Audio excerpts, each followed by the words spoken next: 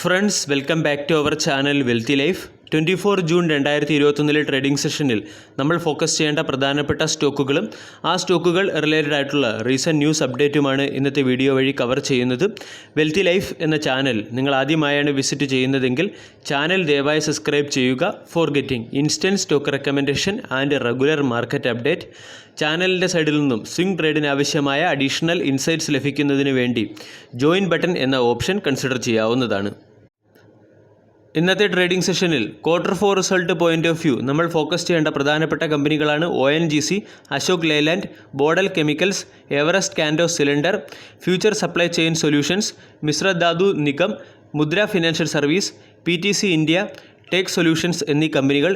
ഇതുകൂടാതെ previously Q4 result വന്ന കമ്പനികളുടെ Q4 റിസൾട്ടിൻ്റെ ഇമ്പാക്റ്റും നമ്മൾക്ക് മാർക്കറ്റിൽ പ്രതീക്ഷിക്കാം. ഓട്ടോമൊബൈൽ സെക്ടറിലെ ഒരു പ്രധാനപ്പെട്ട കമ്പനിയായ ശ്രദ്ധ മോട്ടോഴ്സ് ഇൻഡസ്ട്രീസിൻ്റെ Q4 റിസൾട്ടിൽ കമ്പനിയുടെ പ്രോഫിറ്റ് ഇയർ ഓൺ ഇയറിൽ വർദ്ധിച്ചിട്ടുണ്ട്. അതായത് 6 കോടിയിൽ നിന്നും കമ്പനിയുടെ പ്രോഫിറ്റ് 25 കോടിയായി വർദ്ധിക്കുകയും റവന്യൂ 237 കോടിയിൽ നിന്നും 604 കോടിയായി ഉയരുകയും ചെയ്തിട്ടുണ്ട്.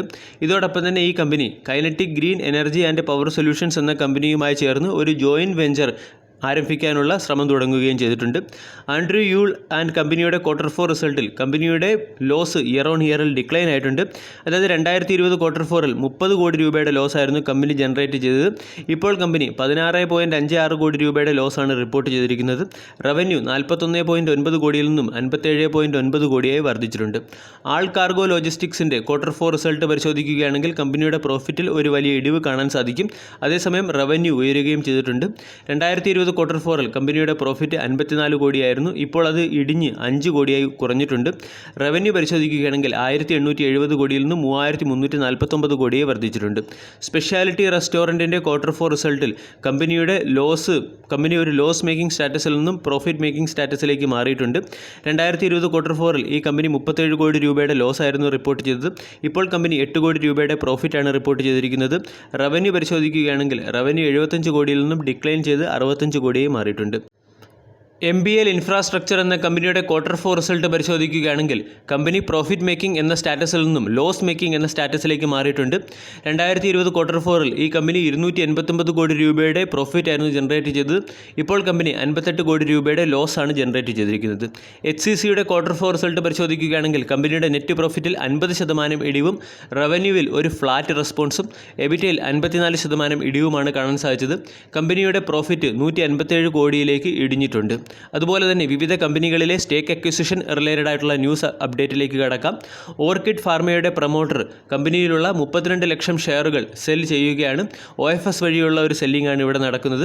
ഈ OFS ആരംഭിക്കുന്നത് 24 ജൂൺ 2021 OFS അവസാനിക്കുന്നത് 25 ജൂൺ 2021 1.1 സൊല്യൂഷൻസ് എന്ന കമ്പനിയിൽ ജ്യോതിക ദീപേഷ് ഷെനെ ഈ കമ്പനിയുടെ 1.39 ലക്ഷം ഷെയറുകൾ 24 രൂപ 65 പൈസ പെർ ഷെയർ എന്ന റേറ്റിൽ അക്വിസിഷൻ നടത്തിയിട്ടുണ്ട്.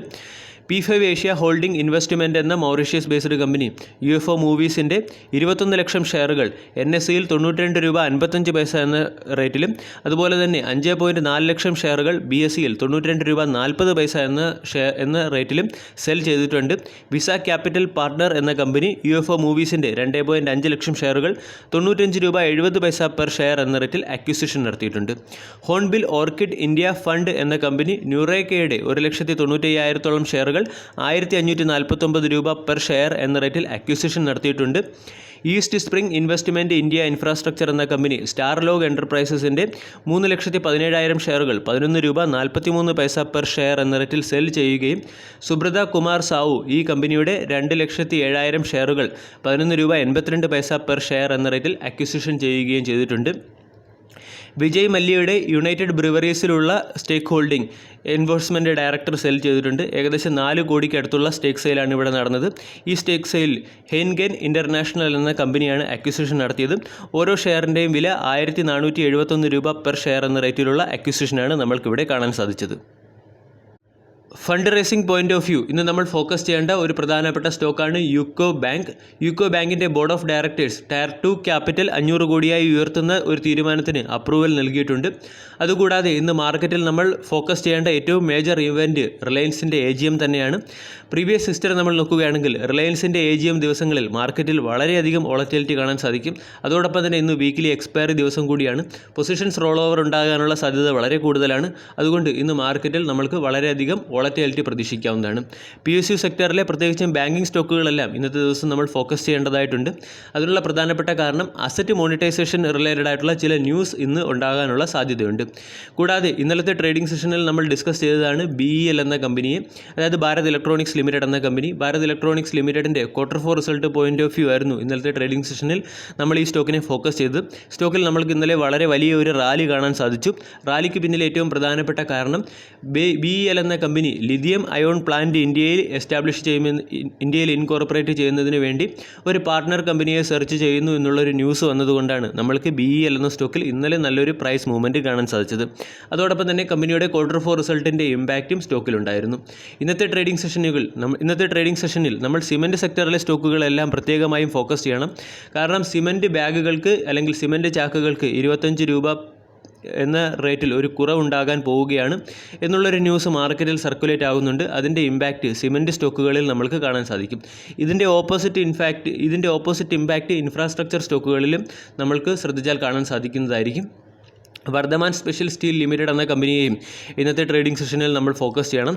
കാരണം ലുധിയാനയിലുള്ള ഈ കമ്പനിയുടെ പ്ലാന്റ് എക്സ്റ്റൻഷന് വേണ്ടി എൻവയോൺമെൻറ്റ് മിനിസ്ട്രി എൻവയോൺമെൻറ്റ് ക്ലിയറൻസ് നൽകി കഴിഞ്ഞു. ഇതും ഈ സ്റ്റോക്ക് സംബന്ധിച്ചതായിട്ടുള്ള ഒരു പോസിറ്റീവ് ന്യൂസ് അപ്ഡേറ്റ് ആണ്. വീഡിയോ എല്ലാവർക്കും ഇഷ്ടമായി എന്ന് വിശ്വസിക്കുന്നു. താങ്ക്